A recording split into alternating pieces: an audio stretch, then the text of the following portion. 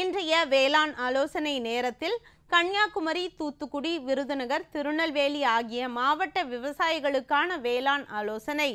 மானாவாரி மற்றும் பாசன பயிர்களுக்கு காற்றின் வேகம் அதிகமாக இருப்பதால் மருந்து தெளிக்குமாறு அறிவுறுத்தப்படுகிறார்கள்.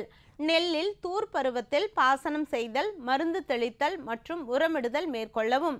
நிலவும் வானிலைக்கு இலை சுருட்டு புழு தென்படுகிறது.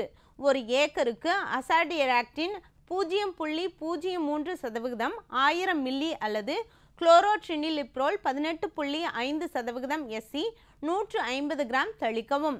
வாழைக்கு மண் அணைத்தல் மற்றும் முட்டு கொடுத்தல் ஆகியவற்றை மேற்கொள்ளுமாறு கேட்டுக்கொள்ளப்படுகிறார்கள்.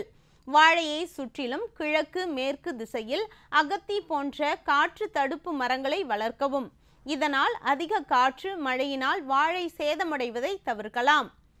தற்போதைய வானிலையில் தென்னையில் குறும்பை கொட்டுதல் அதிகமாக தென்படுகிறது. இதை கட்டுப்படுத்த ஒரு வருடத்திற்கு 2 பாக்கெட் 200 மில்லி TNAU தென்னை டானிக்கை 6 மாத இடைவெளியில் வேர் மூலம் கொடுக்குமாறு விவசாயிகள் கேட்டுக்கொள்ளப்படுகிறார்கள்.